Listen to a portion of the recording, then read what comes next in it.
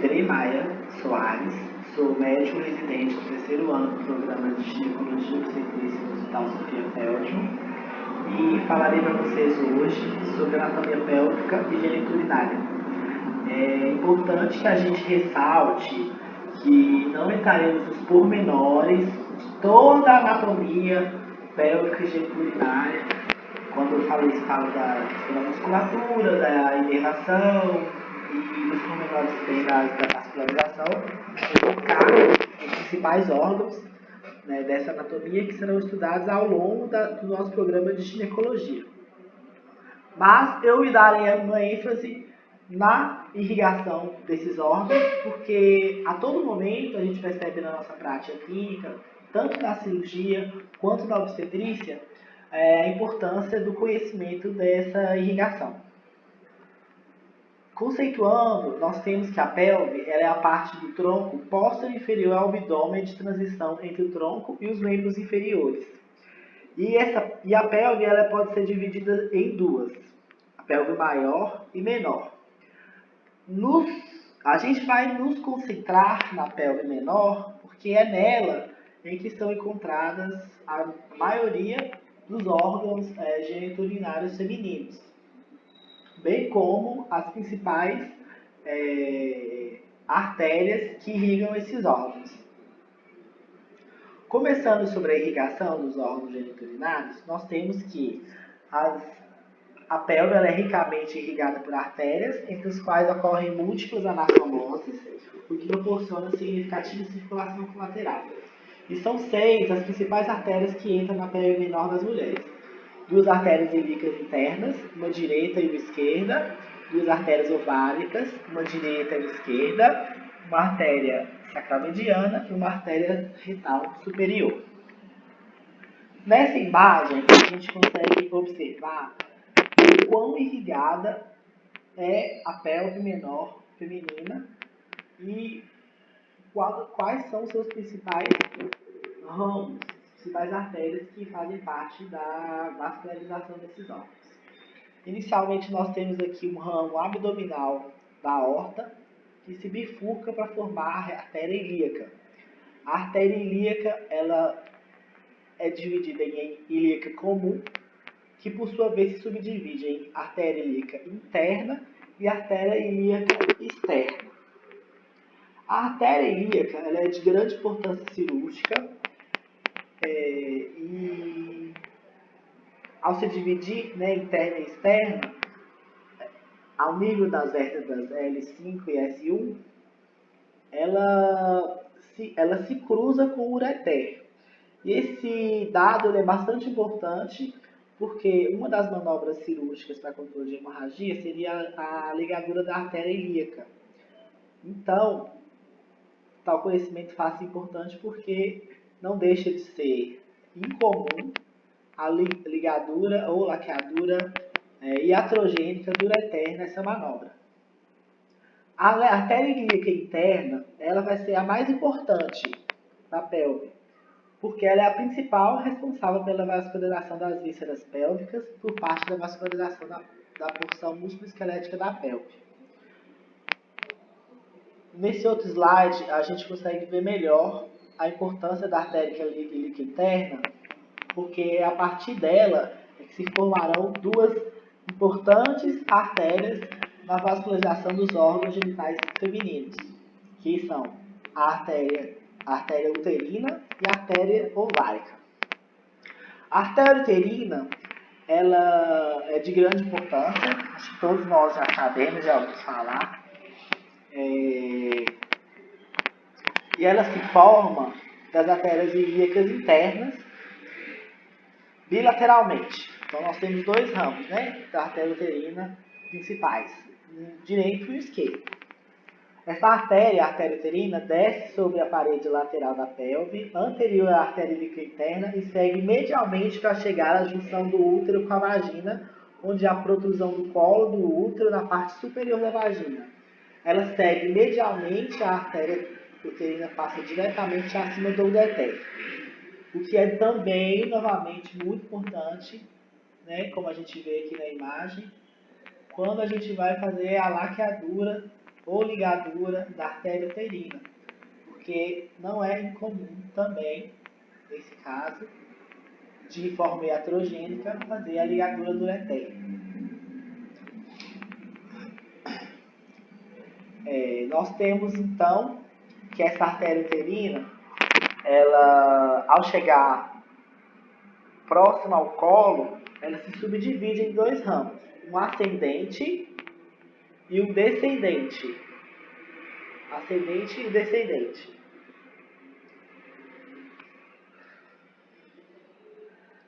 O ramo ascendente, ele bifurca-se em ramos ovárico e tubário, que suprem as extremidades mediais do ovário da tuba uterina e as famosas com ramos ováricos e tubários da artéria ovárica. Já o ramo descendente vai suprir a parte inferior do útero, do colo do útero e a parte superior da vagina. Outra artéria de grande importância para a gente, na irrigação dos órgãos genitais, seria a artéria ovárica. Ela se origina da parte abdominal da aorta, inferior à artéria renal, mas superior à artéria mesentérica inferior. Ela segue inferiormente e adere ao peritônio parietal, passando anteriormente ao ureter na parede abdominal posterior e geralmente emite ramos para ele. Ela entra na pelve menor, cruza a linha dos vasos ilíacos externos, continua medialmente, divide-se o ramo ovárico e o ramo tubário, irrigando o ovário e a tuba uterina. Esses ramos eles se anastomosam com os ramos correspondentes da artéria uterina que a gente acabou de estudar. E mais uma vez, colocado a importância do conhecimento anatômico da artéria ovárica, porque não é incomum, ou não deveria ser, a laqueadura acidental ou iatrogênica do ureter, principalmente durante a oophorectomia. Então, a gente percebe, né, desde o estudo inicial lá da artéria ilíaca, o estudo das artérias uterinas, das artérias ováricas, a importância da relação anatômica com o ureter e o quão isso pode ser iatrogênico, o não conhecimento, durante os procedimentos cirúrgicos, tanto na cirurgia ginecológica quanto na obstétrica. Falando sobre os órgãos urinários femininos. Nós iniciamos com os órgãos urinários internos, começando pelos ureteres. Eles são tubos musculares com 25 a 30 centímetros de comprimento que conectam os rins à bexiga urinária. Eles cruzam a bifurcação da artéria ilíaca comum no abdômen para entrar na pelve, transportam a urina, né, por meio de contrações peristálticas, sendo levada, portanto, algumas gotas a intervalo de 12 a 20 segundos, e eles passam medialmente a origem da artéria uterina e continuam até o nível da espinha isquiática, onde é cruzado superiormente pela artéria uterina. Outro órgão muito importante no estudo seria a bexiga. A bexiga ela é uma víscera oca, tem fortes paredes musculares e é caracterizada por sua extensibilidade. Ela tem como objetivo um reservatório temporário de urina e varia em tamanho, formato, posição e suas relações de acordo com o conteúdo e com o estado das vísceras adjacentes, por exemplo, com o útero gravídico. Quando vazia, a bexiga urinária do adulto está localizada na pelve menor, situada parcialmente superior e parcialmente posterior aos ossos púbicos e separada desses ossos por um espaço retopúbico virtual, que é o espaço de Hertz. A uretra, no caso da uretra feminina, ela tem cerca de 4 centímetros de comprimento e 6 de diâmetro. Ela segue antero e inferiormente do ósseo interno da uretra, da bexiga urinária, posterior e depois inferior à síntese pública, até o ósseo externo da uretra. Esse ósseo externo da uretra feminina, ele vai estar localizado no vestíbulo da vagina, que a gente vai estudar mais à frente. E a fenda entre os lábios menores dos órgãos genitais externos, diretamente anterior ao ósseo vaginal. A uretra segue com a vagina através do diafragma da pelve, músculo e esfíncter externo da uretra e membrana do períneo. Falando agora sobre os órgãos genitais internos. Começando pelos ovários, nós temos que são gônadas femininas com formato e tamanho semelhantes a de uma amêndoa, no quais se desenvolvem os oócitos, são gametas, ou células germinativas femininas. Também são glândulas endócrinas que produzem hormônios sexuais. Cada ovário é suspenso por uma curta prega peritoneal ou mesentério, o mesovário, e que é uma subdivisão do mesentério maior do útero, o ligamento largo. Como nós podemos ver aqui nessa imagem, os ovários são em dois, né, ligados ao útero pelo ligamento útero-ovário e recobertos pelo mesovário. Nessa região, como a gente pode ver aqui. Nesta outra imagem, a gente tem uma visualização maior das relações anatômicas, tanto do ovário com o útero e as tubas, que o Horácio vai falar mais pra frente, quanto com a irrigação arterial, que foi comentada anteriormente. A artéria uterina, seus ramos ascendente, descendente, a artéria ovárica e ureter. Outra parte muito importante da anatomia dos órgãos genitais internos, começando introduzindo ao órgão principal, seria o útero, são as tubas uterinas, que são prolongamentos laterais do útero, tem como função conduzir o oócito, que é liberado mensalmente de um ovário durante a vida fértil, da cavidade peritoneal periovariana para a cavidade uterina. Também são local habitual de fertilização. Estendem-se lateralmente a partir dos cornos uterinos e se abrem na cavidade peritoneal perto dos ovários, como a gente pode ver aqui na imagem. Falando do útero, ele é um órgão muscular oco, piriforme, com paredes espessas, é o local de desenvolvimento do embrião e do feto. Suas paredes são musculares e adaptam-se ao crescimento do feto e garantem a força para a sua expulsão durante o parto.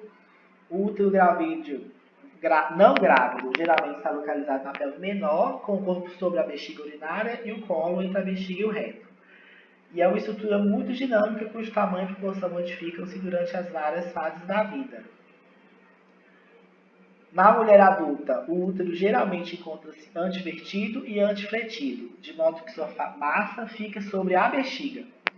A posição do útero ela vai variar de acordo com o grau de enchimento da bexiga e do reto e também com a evolução da gravidez, no caso das mulheres grávidas. Embora seu tamanho varie muito, ele vai ter cerca de 7,5 cm de comprimento, 5 cm de largura e 2 cm de espessura, com peso de cerca de 90 gramas. E ele pode ser dividido em duas partes principais, o corpo e o colo, sendo o corpo a parte que forma os 2/3 superiores do órgão, inclui o fundo, que é separado do colo pelo istmo do útero, um segmento relativamente estreitado, com cerca de 1 cm de comprimento, e o colo, que é o terço inferior do órgão uterino, que é cilíndrico e relativamente estreito, que tem comprimento aproximado de 2,5 cm em mulher adulta não grávida. Ainda sobre o útero, a gente pode dividi-lo em 3 camadas, sendo elas o perimetro, que seria a parte serosa, a parte mais externa, consistindo de peritônio sustentado por uma fina lâmina de tecido conjuntivo, o miométrio, que é a camada média, formada de músculo liso, bastante distendível, e se distende muito durante a gravidez e é responsável pelas contrações tanto no parto quanto as contrações durante o período menstrual, as famosas cólicas menstruais. E também do endométrio, a sua parte mais interna. Uma parte formada de tecido mucoso, é firmemente aderida ao miométrio, participa ativamente do ciclo menstrual, sofrendo as modificações de sua estrutura a cada estágio do ciclo. Quando há concepção, O blastocisto, no caso, implanta-se nessa camada endometrial e quando não há essa concepção, a face interna dessa camada é eliminada durante a menstruação. Ainda sobre os órgãos genitais internos, nós temos a vagina, que é um tubo músculo membranáceo distendível, com cerca de 7 a 9 centímetros de comprimento, estendendo-se do meio do colo do útero até o ósseo da vagina, a abertura na sua extremidade inferior. O ósseo da vagina, o ósseo externo da uretra e os ductos da glândula vestibulares, que a gente vai ver mais pra frente, maior e menor, abrem-se no vestíbulo da vagina, a fenda entre os lábios menores do pudendo. A parte vaginal do colo do útero está localizada anteriormente na parte superior da vagina, e a vagina é um órgão que encontra-se geralmente colapsado, cujas referências anatômicas são reto, anteriormente, ou seja, a vagina encontra-se anterior ao reto, e a bexiga e a uretra, posteriormente, encontrando-se a vagina, no caso, posterior à bexiga e à uretra. Ainda sobre os órgãos genitais externos, aliás, começando falando sobre os órgãos genitais externos. Eles são basicamente constituídos pelo monte de pubis, os lábios maiores, que circundam a rima do pudendo, os lábios menores, o pudendo, que circunda o vestíbulo da vagina, o clitóris, os bulbos do vestíbulo e as glândulas vestibulares maiores e menores. Um sinônimo para seria a vulva, e que inclui todas essas partes, né? Sendo a vulva usada com mais frequência na clínica. O pudendo ou vulva serve como tecido sensitivo e erético à excitação e relação sexual, para orientar o fluxo da urina e para evitar a entrada de material estranho nos sistemas genital e urinário. Falando um pouco sobre cada parte dos órgãos que fazem parte da vulva ou do pudendo. Iniciamos pelo monte de pubis, que é a eminência adiposa arredondada anterior à síntese púbica, cuja quantidade de tecido adiposo aumenta na puberdade e diminui com a menopausa. A superfície dessa região ela é contínua com a parede anterior do abdômen e após a puberdade, o monte de pubis é coberto por pelos pubianos encrespados. Os lábios maiores do pudendo são essas pregas aqui cutâneas proeminentes que proporcionam proteção indireta para o clítoris e para os ossos da uretra e da vagina. Cada lábio maior é preenchido principalmente por um prolongamento digital de tecido subcutâneo, como a gente pode ver aqui, frouxo, contendo músculo liso. Elas situam-se, né, os lábios maiores, laterais de uma depressão central, a rima do pudendo, ou seja, toda essa região aqui em seu interior, na qual estão localizados os lábios menores e o vestíbulo da vagina. Já os lábios menores, que são essas pregas arredondadas de pele, sem pelo e sem tecido adiposo, eles vão circundar imediatamente e fecham o vestíbulo da vagina, no qual se abrem os órgãos externos da uretra e da vagina. Eles têm um núcleo de tecido conjuntivo esponjoso, contendo tecido erétil em sua base e muitos pequenos vasos sanguíneos. Então, diferentemente dos grandes lábios, ou lábios maiores, os pequenos lábios eles têm uma estrutura sensitiva muito importante, participando até, inclusive, do processo de gestação feminina. Outro órgão genital feminino muito importante é o clítoris.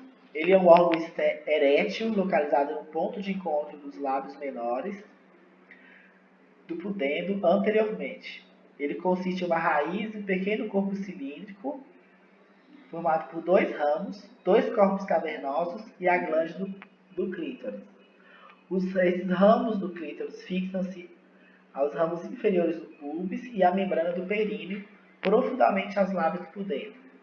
Seu corpo ele é coberto pelo prepúcio e juntos o corpo e a glande têm cerca de 2 centímetros de comprimento e menos de 1 centímetro de diâmetro.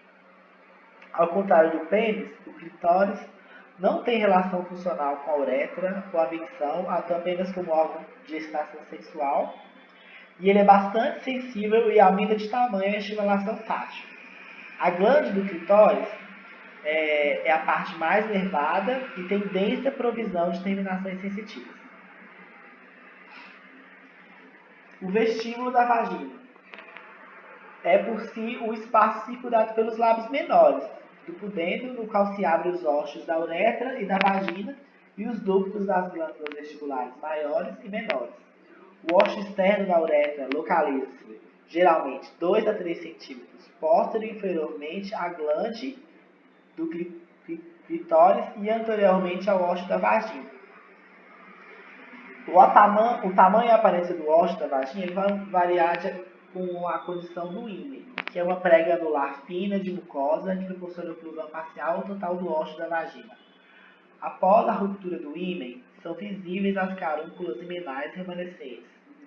Esses remanescentes delimitam a vagina e o vestíbulo, e geralmente o ímen não tem função fisiológica, mas sua condição muitas vezes oferece dados decisivos em caso de abuso de criança e de estupro. Ainda falando sobre os órgãos genitais externos, temos as glândulas vestibulares maiores e menores. As glândulas vestibulares maiores, ou glândulas de Bartolini, elas têm cerca de meio centímetro de diâmetro, estão situadas no espaço superficial do períneo de cada lado do vestíbulo da vagina. São arredondadas ou ovais, normalmente não palpáveis em situações não patológicas. E seus ductos se abrem no vestíbulo de cada lado do ósseo vaginal. Tem como função a produção e secreção de muco para o vestíbulo durante a estação sexual, tornando a vagina mais úmida. E as glândulas menores, que são menores que as glândulas de Bartolini, são pequenas e encontram-se cada uma de cada lado do vestíbulo da vagina, que se abrem nele entre os ossos da uretra e da vagina.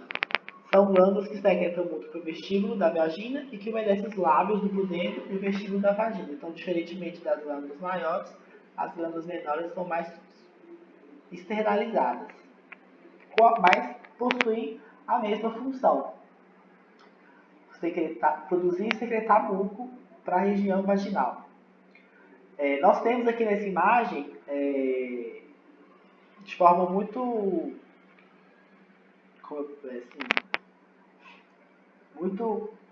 fácil de visualizar, uma alteração bastante frequente, principalmente a gente está na cirurgia ginecológica, até no pronto-socorro, que seria quando o ducto da glândula de Bartolini, ou das glândulas vestibulares maiores, se obstrui.